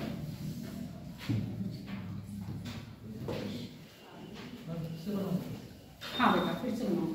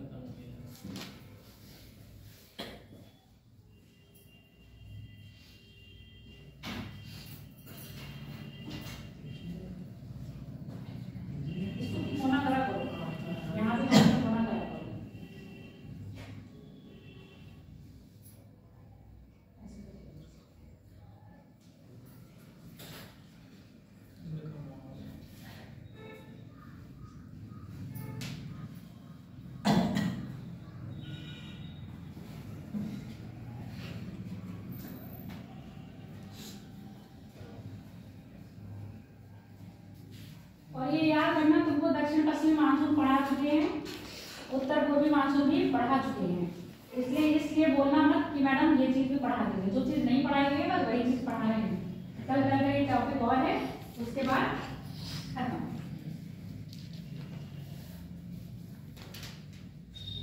अब समझ में आएगा क्या कैसे है। अभी तुम्हारी एक चीज और रह गई है ना, हाई प्रेशर। अभी ये चीज बताएंगे अगला मतलब जो अगला सिद्धांत होगा। इसलिए मैंने कहा था आज सारे तुम्हारे दुख दर्द दूर हो जाएंगे। अब किसी के इसमें भी नहीं हुए होंगे, इतना भी नहीं समझ में आएगा, तो उससे ज्यादा मैं आपको बोल के नहीं बुला सकती। अब किसी ने मेंटालिटी ही बना रखी हो कि मैडम से हमें समझना ही नहीं है, वो बात अलग है। क्यों सरनाम चरण है ना, इसको कहते हैं पूर्वानुग्रह। पढ़े हो पूर्वानुग्रह? क्या है पूर्वानुग्रह? बताओ। आप किसी को जाने बिना उसके बारे में राय बना लो पहले से। नैतिक हो या नैतिक हो, कोई भी हो, फिर आप उसकी अच्छाइयां और बुराइयां नहीं दे पाओगे। यानी कि अगर सुन लो मेरी बात, पूर्वानुग्रह क्या होता है? अगर किसी पर्सन के लिए मिले बिना आपने उसके लिए क्या बना लिया, अच्छी बात है, बहुत अच्छा है, बहुत अच्छा है, ठीक। और प्रत्यक्ष होने पर अगर वो बुरा भी होगा वो आपको दिखाई नहीं देगा उसकी बुराई। ये हो जाए पूर्वानुग्रह। और पूर्वानुग्रह के कारण आप कभी भी कोई भी अच्छा डिसीजन नहीं ले पाओगे। सबसे पहले किसी भी अधिकारी को बनना है तो उसके अंदर पूर्वानुग्रह नहीं होना चाहिए, जब तक आप किसी को अपने आप से नहीं जान सकते। समझ रहे हो? तो किसी का पूर्वानुग्रह नहीं होना चाहिए, ना ही किसी नेता के बारे में, ना ही किसी हीरो के बारे में। ये हीरो बहुत अच्छा है, पता चल रहा है, आपने मन से ही इमेजिन कर लिया है, अरे बहुत अच्छा है ना, शराब पीता है ना, दारू पीता है, मतलब दो चीजें, मतलब किसी भी बुरे काम में नहीं है। पर एक्चुअल में पूर्वानुग्रह था ना तुम्हारा, तुमने अपने आप उस इंसान को या उसको ऐसे बना लिया, पर एक्चुअल में जब वो ऐसे ही आप पे आया तो क्या हो गया? आपका भ्रम टूटा ना। हाँ पूछो। शराब पीने वाले क्या बेकार बुरे इंसान होते हैं? ऐसा किसने कहा? शराब आपने कहा मतलब ना, अभी बोला ना। एक डॉक्टर कभी मना नहीं करेगा, मेडिसिन की तरह लो तो अच्छी बात नहीं है, थोड़ी ना पी के थोड़ी मैंने भी ले रहा हूं और फिर अपना घर भी बर्बाद करो, तो ये चीज नहीं है। नहीं, एक चीज अति और एक चीज लिमिट है ना, एक चीज अति और एक चीज लिमिट। लिमिट में हर चीज अच्छी है और अति में हर चीज बुरी है। आगे यहाँ पर बना लिया चित्र। अब हम बात करते हैं ITCZ की बात करी थी। मैंने क्या बोला था कि ऊपर जब सूर्य का प्रकाश कहाँ पड़ रहा होगा, कर्क रेखा पर लंबवत पड़ रहा होगा, तो ITCZ कर्क रेखा पर ना बन के उसके उत्तर में गंगा के मैदान में बनेगा। ये बात कही। अब यहाँ देखो ITCZ कहाँ बनाया है? उत्तर भारत में गंगा के मैदान के आसपास, क्योंकि आपका गुजरात वाला क्षेत्र ये आ रहा है, ये चीज आई। और कर्क रेखा से उत्तर में बना, और ये ऋतु कौन सी बनाई आपकी? ग्रीष्मकालीन। अब यहाँ पर ही क्या बनेगा आपका? लो प्रेशर, और यहाँ पर क्या होंगे? High pressure. अब यही हाई प्रेशर से पबने कहाँ जा रही होंगी? लो प्रेशर में। अब ये ITCZ इतना स्ट्रॉन्ग होता है कि ये आपकी जो दक्षिणी गोलार्ध में पबनी होती है, कौन सी पबनी होती है गोलार्ध में? दोनों ही इक्वेटर के मध्य, कौन सी इक्वेटर कह रहे हैं, जो आपका उष्णकटिबंधीय क्षेत्र यानी कर्क रेखा और मकर रेखा के मध्य चलने वाली पवनों को किस नाम से पुकारा जाता है?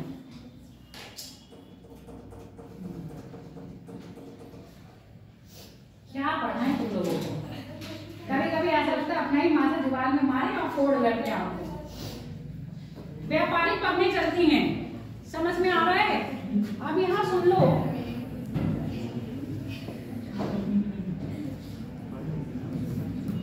ये व्यापारिक पवनें हैं।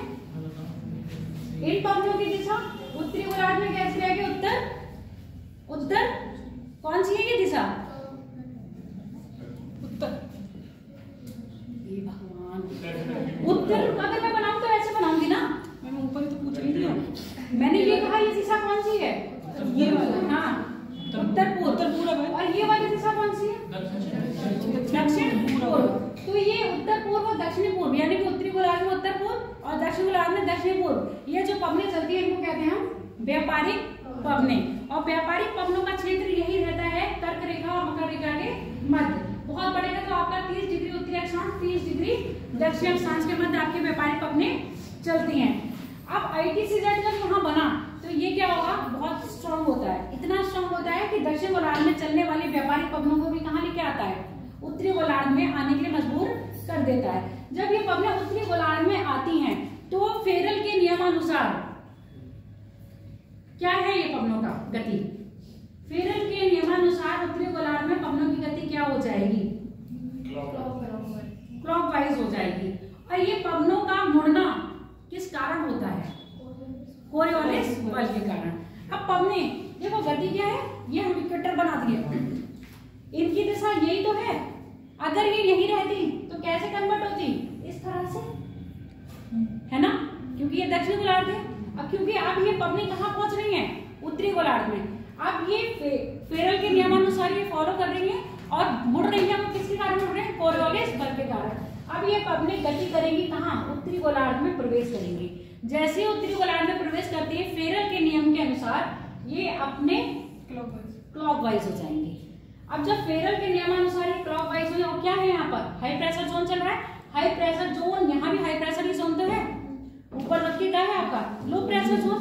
अब ये पवनें यहाँ से मूव करते हुए भारत में प्रवेश करती हैं। कहाँ पर? ITCZ जहाँ पर स्थापित हो रहा है। अब जो मुड़ा है, मुड़ने के कारण कोरियोलिस बल है, पर अपनी दिशा जो ये दिशा मिली है वो इनको किसके कारण मिली है? आपके फेरल के नियमानुसार। अब जब ये ऐसे मुड़ गई है तो अब ये भारत में बताओ कौन सी दिशा में प्रवेश करेंगे? भारत में जो प्रवेश करने की इनकी दिशा है वो कौन सी है? दक्षिण पश्चिम। दक्षिण पश्चिम मानसून। तो इसीलिए इनको बोला जाता है दक्षिण पश्चिम मानसून। क्लियर हो गया या नहीं? यही जो उत्तरी गोलार्ध और दक्षिण गोलार्ध में पवनें चल रही हैं इन्हीं को बोला जाता है आपके दक्षिण पश्चिमी मानसून। व्यापारिक पवनें उत्तरी गोलार्ध में प्रवेश करके फेरल के नियमानुसार अपने दाहिनी ओर मुड़ती हैं और भारत में कन्वर्ट हो जाती हैं किसमें? दक्षिण पश्चिमी मानसून। क्योंकि ये पवनें क्या करती हैं? पूरे हिंद महासागर से नमी लेके भारत में वर्षा करवाती हैं। संपूर्ण भारत में कितना 70 से 80% जो बारिश करवाने का योगदान देती हैं वो आपकी यही वाली पवनें होती हैं। क्लियर हो गया? चित्र बना लिए। इसी में आप हाई प्रेशर और लो प्रेशर लिख लो। और वहां पर जो छोटा सा बनाया है कौन सी? उत्तर पूर्वी और दक्षिण पूर्वी पवनें, उत्तर पूर्वी पवनें। और ये कौन सी पवनें आपकी? व्यापारिक पवनें, यानी कि ट्रेड विंड्स।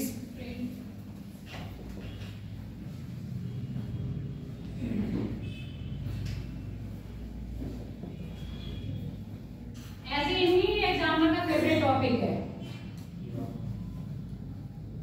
इसमें बुद्धि फिर जाती है लोगों की। क्या कह रहे हो? अभी तो बेटा इसमें पवनें वो नहीं पूछी, फसल, इसी में वो इंक्लूड करता है। फसल करते हैं कि नहीं?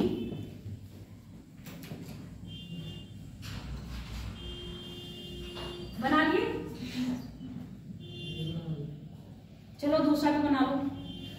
लिखवा दें या समझ जाओगे? लिखवाने में टाइम बहुत वेस्ट होता है। चित्र बनाओ और पवनों की गति लिख दो। इन्होंने क्या बोला है? आपका बायोग्राफ, यानी कि बायोग्राफ पेटियां। यहाँ पर लिखवाना तो पड़ेगा क्योंकि यहाँ पर बायोग्राफ पेटियां बताई नहीं। हाँ, ये तथ्यात्मक है। गत्यात्मक सिद्धांत लिखे हुए हो ना, ये वाला चित्र बना लियो, ठीक है। लिखो गत्यात्मक सिद्धांत का प्रतिपादन प्रायः, पर थोड़ा जल्दी लिखना, ठीक है। गत्यात्मक सिद्धांत का प्रतिपादन प्रायः एच फ्लोन, क्या नाम है, एच फ्लोन ने किया, एच फ्लोन ने किया है। इन्होंने भारत के जलवायु को प्रायः, इन्होंने भारत के जलवायु को प्रायः बांटा, इन्होंने भी दो भागों में ही है, कौन से, ग्रीष्मकाल और शीतकाल। इन्होंने भारत की जलवायु को प्रायः ग्रीष्मकाल और शीतकाल में विभाजित किया है, ग्रीष्मकाल और शीतकाल में विभाजित किया है, जिसका कारण वायुदाब पेटी का उत्तरायण और दक्षिणायन होना, जिसका कारण वायुदाब पेटी का उत्तरायण और दक्षिणायन होना है। उत्तरायण और दक्षिणायन होने के साथ साथ ITCZ, उत्तरायण और दक्षिणायन होने के साथ साथ ITCZ की उत्पत्ति, ITCZ की उत्पत्ति है। ITCZ में कौन हिंदी में भी और इंग्लिश में भी, ITCZ की उत्पत्ति है। ITCZ की फुल फॉर्म हिंदी और इंग्लिश दोनों में लिख लो। अंतः उष्णकटिबंधीय अभिसरण क्षेत्र, हिंदी में पहले लिखो अंतः उष्णकटिबंधीय अभिसरण क्षेत्र, और इंग्लिश वाले इंग्लिश में भी लिख लो।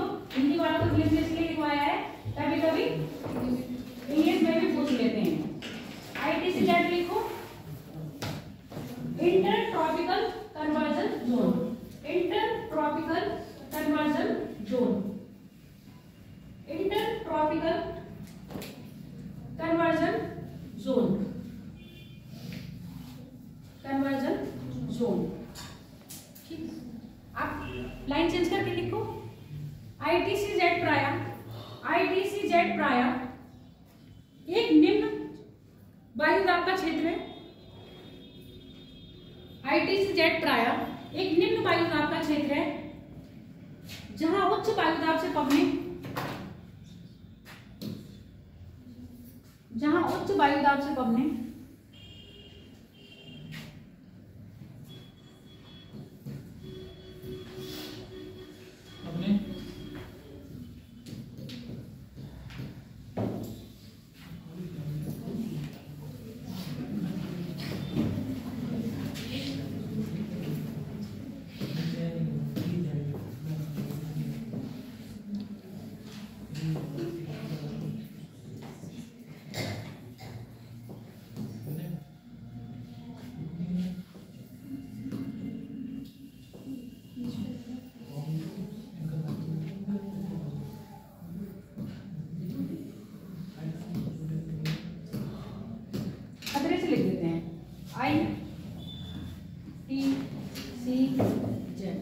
चित्र बना लीजिए।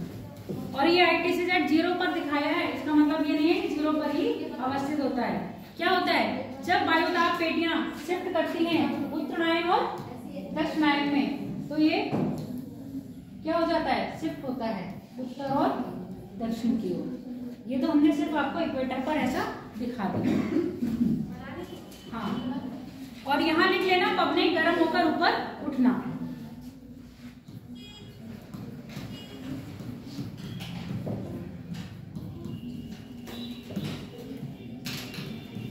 ऊपर की ओर उठती है, पवने गर्म होकर ऊपर की ओर उठती है। हाँ ITCZ लिखा है, बस यहीं पर ITCZ यहाँ पर लिखे हो। ITCZ निम्न वायुदाब का क्षेत्र होता है, और बस यहाँ चित्र बना लो।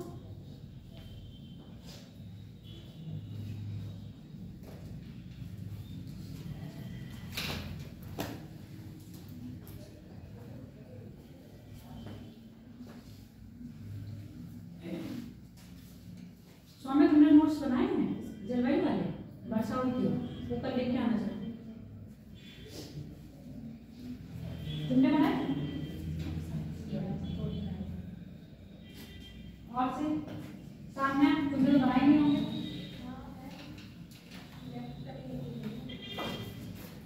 यकीन करेंगे तुम दिखा दो प्रत्यक्ष रूप से हमें।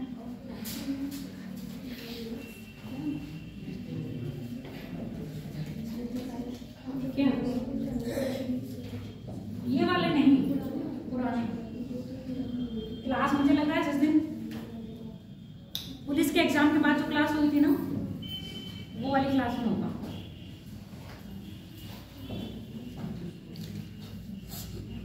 लिखिए। अब ऊपर थ्योरी क्या लिखी हुई ये बता दो मुझे। ITCZ प्राय एक निम्न वायुदाब का क्षेत्र होता है, ये बना दिया। हाँ, फिर जहां पर पवने प्राय निम्न वायुदाब का क्षेत्र होता है, जहां पर पवने दोनों गोलार्ध मतलब उत्तरी गोलार्ध और दक्षिणी गोलार्ध से प्रवाहित होती हुई, दोनों गोलार्धों से प्रवाहित होते हुए इस क्षेत्र में प्रवेश करती हैं, तथा गर्म होकर ऊपर उठती हैं। इस क्षेत्र में प्रवेश करती हैं तथा गर्म होकर ऊपर उठती हैं।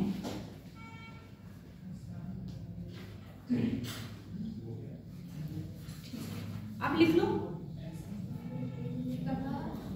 तथा गर्म होकर ऊपर की ओर उठती हैं। अब जो भारत में शीतकालीन वर्षा है, भारत में कौन सी है आपकी? ग्रीष्मकालीन वर्षा है, जो थोड़ी सेम लगभग वैसी रहेगी। कौन सी है? ये चीज की है। बस वो ये बनाए हो ना, अब यहीं पर यही चित्र में वो चीज बना दो, पवनों की गति। ये वाला जो है ना ITCZ, ऐसे ही पवनों की गति बना दो। क्या है आपके? हाई प्रेशर से लो प्रेशर की ओर। चित्र बनाए हुए हो, बस वहीं पर लिख लो। जो थोड़ी से पहले दिखाई ना पवनों की गति और ये सब सेम चीज वही है कि वर्षा कहाँ करवा रही है, कैसे करवा रही है, क्योंकि और इसमें वर्षा का वितरण कैसा है वो हम कल देखेंगे। मतलब अभी एक वाला सिद्धांत और रहेगा, उसको समझाना है, वो बहुत इंपॉर्टेंट है। दूसरा चित्र बना लो ऐसा ही।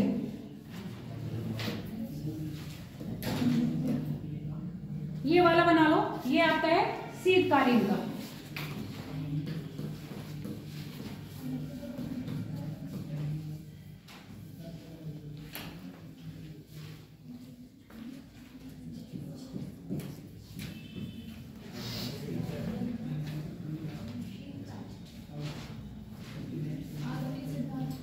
आधुनिक सिद्धांत नहीं है ये, अभी इसी का ही है ये। हाँ, दक्षिण में शीतकालीन मानसून नहीं दिखाओगे, शीतकालीन वर्षा कैसे हो रही है, तो पवनों की दिशा कैसे हो जाएगी? हद कर देते हो तुम लोग बिल्कुल। यहाँ पर LP है लो प्रेशर, और यहाँ पर हो गया HP हाई प्रेशर। पवने अब कहाँ जाएंगे? हाई प्रेशर से लो प्रेशर की ओर। अब इन पवनों की दिशा देखो कैसी हो रही है, उत्तर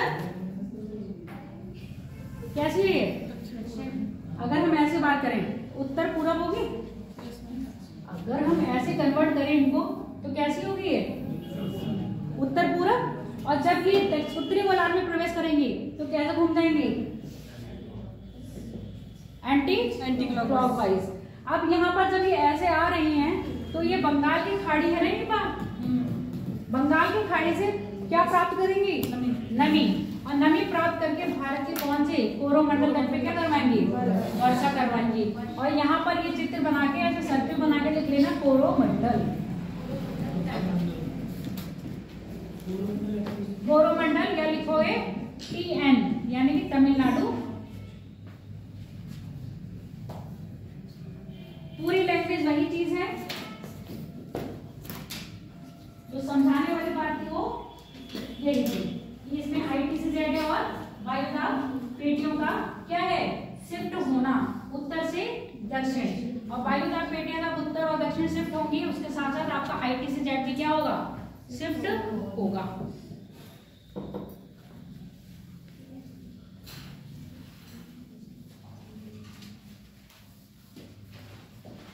बना लिया बेटा?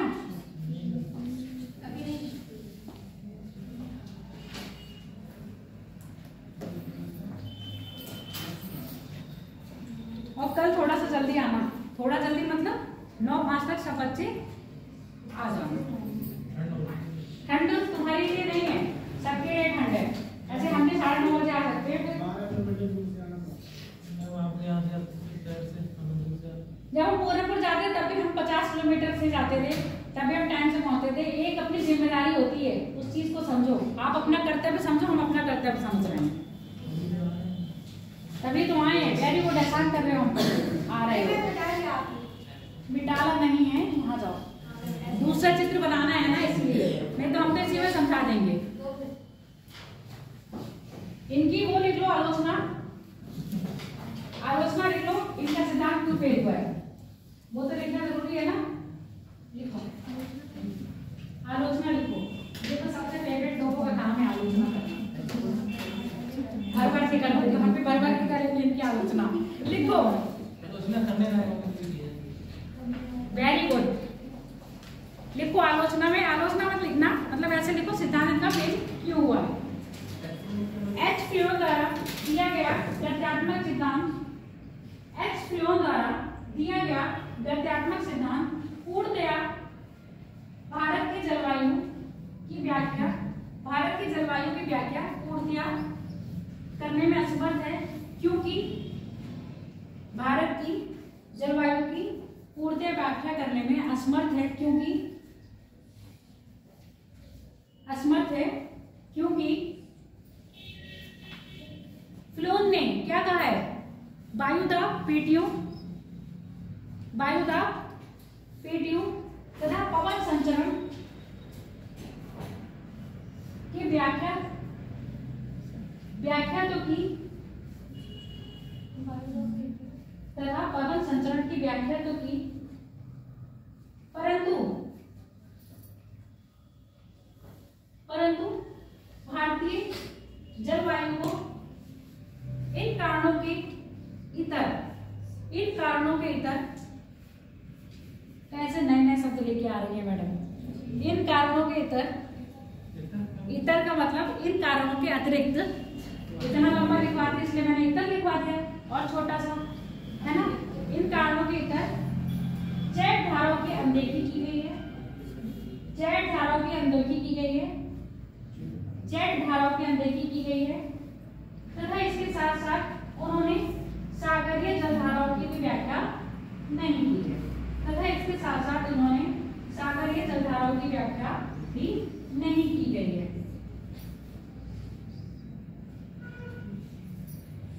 सागरीय जलधाराओं की व्याख्या भी नहीं की गई है।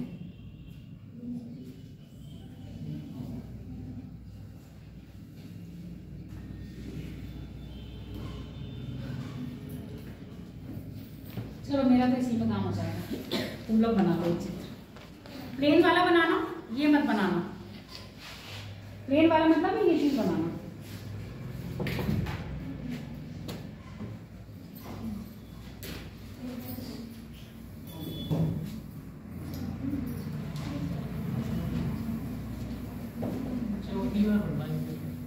मैंने बना तो दिया था एक बार, कैसे बनाते? जो मैं बता रही हूँ ना वो बनाओ, प्लेन बनाओ, प्लेन। क्यों हंस रहे हो तुम? वो कह रही है मैम ये वाला बना तो लिया था, वो भी गलत नहीं बोल रही, ये बना लिया था। हाँ मैम, उसी में समझ में आ जाएगा ना सर? उसमें नहीं समझ में आएगा, क्योंकि अब दूसरी थ्योरी आ गई ना बेटा। समझ लोगी क्या? देखो चरण में कैसे हंसी आ रही है। आलोचनाएं, अभी कह रहा था आलोचना करने लायक नहीं होगा तो हम आलोचना करेंगे, बताओ। मेरा ही नाम आ रहा है, मैं कुछ कह नहीं रहा हूँ। कभी कभी कोई कुछ नहीं कहता है तब भी सब कुछ कह जाता है, समझ रहे हो। और इस साल है, एक साल इस साल की तुम्हारी कल आखिरी क्लास होगी, तो ध्यान से पढ़ लो। इस साल की तुम्हारी आखिरी क्लास होगी ना कल, उसके बाद 25 में एंटर कर जाओगे। ओ देख लो, उसका दिमाग बिल्कुल काम नहीं कर रहा है। ये चित्र बना लो फटाक से।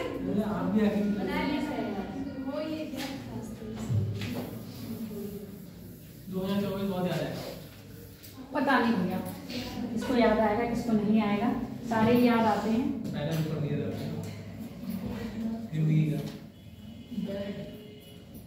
पहला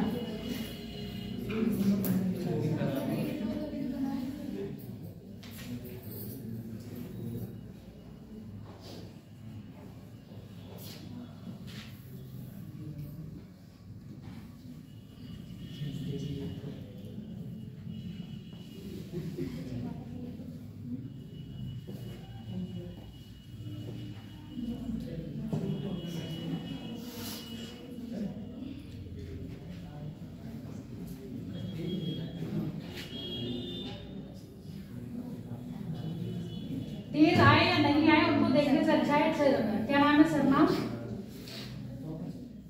हम आए हैं ये चीज देखो। दो सर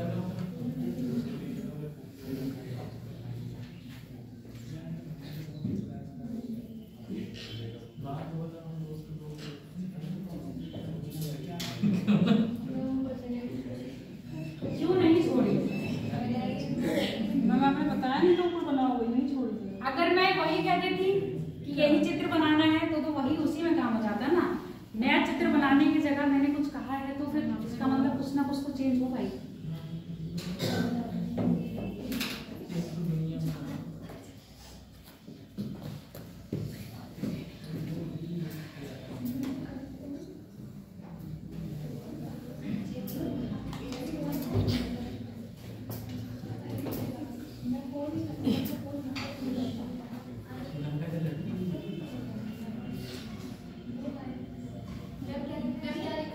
तिब्बत का पठार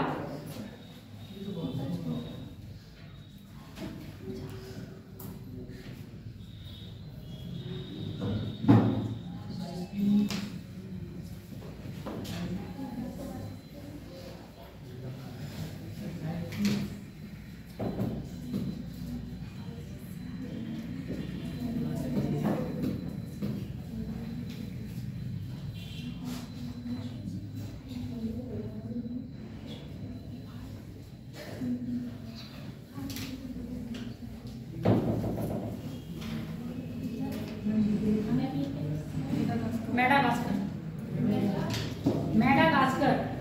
अब हम इतना अच्छा चित्र अपना बर्बाद नहीं करेंगे। मेडागास्कर लिख लो, इतना तो पता ही होना चाहिए कि मेडागास्कर क्या है। हिंद महासागर का सबसे बड़ा बना लिए। कौन सी थ्योरी है हमारी? आधुनिक सिद्धांत। हेड में डालो आधुनिक सिद्धांत। जितने भी देखो सिद्धांत थे सबने क्या कहा? ताप का अंतर है। किसी ने कहा वायुदाब का अंतर है। सिर्फ ताप और वायुदाब ही भारत के मानसून को प्रभावित नहीं करते। ठीक है, ताप में विभिन्नता के कारण, वायु दाब की पेटों के शिफ्ट होने के कारण, सूर्य के उत्तरायण दक्षिणायन होने के कारण क्या होता है? पवनें अपनी दिशा में परिवर्तन करती हैं। पर इस समय उत्तर भारत में जो वर्षा हो रही है उसका कारण ये चीज नहीं होगी। भारतीय जलवायु में यानी कि भारतीय वर्षा कब ज्यादा होगी, कब कम होगी, कब सूखा पड़ेगा, इसका निर्धारण करने के लिए और कोई कारक जिम्मेदार है। कब होगा कि भारत में मानसून बहुत अधिक तीव्र गति से आया और बहुत ज्यादा वर्षा करवा दी। कब हुआ? मानसून आया तो पर उतनी ज्यादा बारिश नहीं कर पाया। इसके कारण क्या है? इसके कारण कहीं सुदूर सागर, प्रशांत महासागर में उठने वाली जलधारा पेरू की जलधारा है। ठीक, और पेरू की जलधारा में अगर कोई डिस्टर्ब कर दे, जिसको हम कहते हैं एल नीनो, तो भारत में प्राय मानसून की उपस्थिति होगी। अगर यही जेट जलधारा, जेट धारा जो वायुमंडल में सर्वाधिक ऊंचे पर, क्वेश्चन आया था किस किस का सही हुआ और किस किस का गलत हुआ? आज वो आए नहीं, हम बता रहे क्वेश्चन उनका भी गलत हुआ है। चरण तुम्हारा भी क्वेश्चन गलत हुआ है। मेरा सब कुछ हुआ लेकिन कौन सा मैम? जेट धारा वाला क्वेश्चन आया ना, आया था। ठीक है, जिसकी खोज द्वितीय महायुद्ध मतलब द्वितीय विश्व युद्ध चल रहा था उस समय की गई थी। पर इसकी जो गति है वो क्या है? 400 से दे रखी थी, है ना, 400 से लेके 500 किलोमीटर प्रति घंटे की रफ्तार से। इसकी गति इतनी नहीं होती, इतनी गति तो चक्रवातों में आती है। इसकी गति 260 या 250 किलोमीटर प्रति घंटे की रफ्तार से होती है, जो प्राय वायुमंडल के ऊपरी वायुमंडल में चलती है। सौरमंडल में तो चली रही है, पर सौरमंडल में कहा? ऊपरी सौरमंडल में ये प्राय प्रवाहित होती है। धरातल मतलब आपका जो भूमि खंड है उससे 12 किलोमीटर ऊंचाई पर ये पवनें चलती हैं, जिनको हम कहते हैं जेट धारा, जो अभी हमने यहाँ पर बनाया हुआ है। अब इन जेट धाराओं के प्रभाव से क्या होता है? ये जेट धारा एक तरह से जब आपके व्यापारी पवने उत्तर या पूर्व में, जो अभी व्यापारी पवने पड़े हो ना, ये जो व्यापारी पवने चल पड़ रहे हो ये प्रचलित है, यानी कि परमानेंट पूरे पृथ्वी पर चलती रहती हैं और पूरे वर्ष भर चलती हैं। ये अपनी दिशा में क्या करेंगी? परिवर्तित करती हैं, पर ये क्षोभ मंडल के निचले क्षोभ मंडल में चलती हैं, ऊपरी क्षोभ मंडल में नहीं चलती हैं। जो पवने आपके ऊपरी क्षोभ मंडल में चलती हैं उसको हम कह रहे हैं जेट धारा। और ये जेट धारा पूर्वी जेट धारा और पश्चिमी जेट धारा होती है। हम ये क्यों बनाते हैं इसको हम ऐसे समझ लेते हैं। ये हमारी है पृथ्वी, ठीक है। पृथ्वी में कितने मंडल हैं? पृथ्वी के वायुमंडल की कितनी परतें हैं? 7।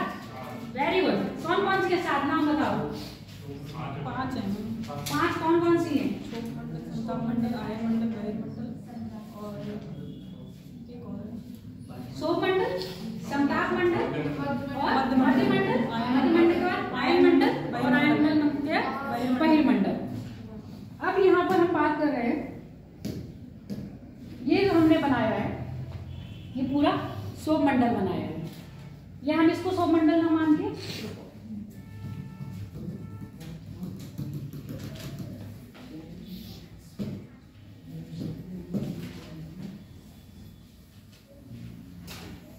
ये पूरा हम क्षोभ मंडल मान लेते हैं।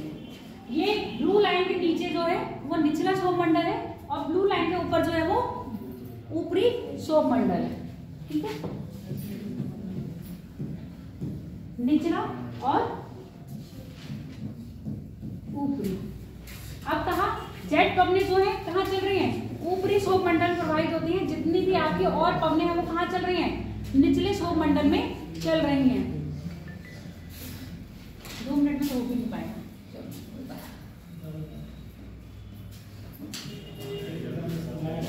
ये चित्र बना लेना, फिर आगे हम बात करेंगे कल।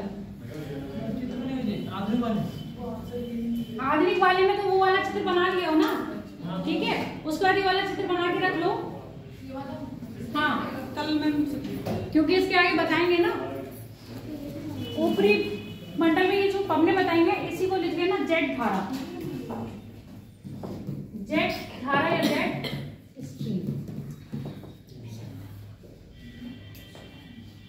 इसी को लिख लो जेट स्ट्रीम।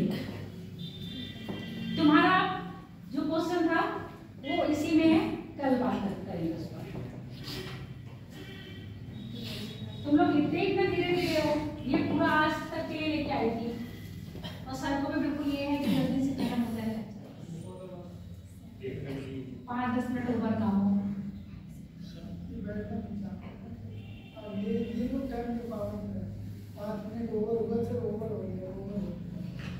और खुद टाइम पे आने में टाइम पे पाबंद नहीं है ये लोग। आने में तो 9:15, 9:30, 9:45, जाने में बड़े टाइम पे पाबंद है। बना लो।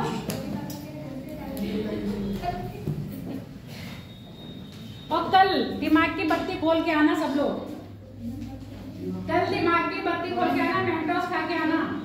जो जो शब्द समझाए जाए उनको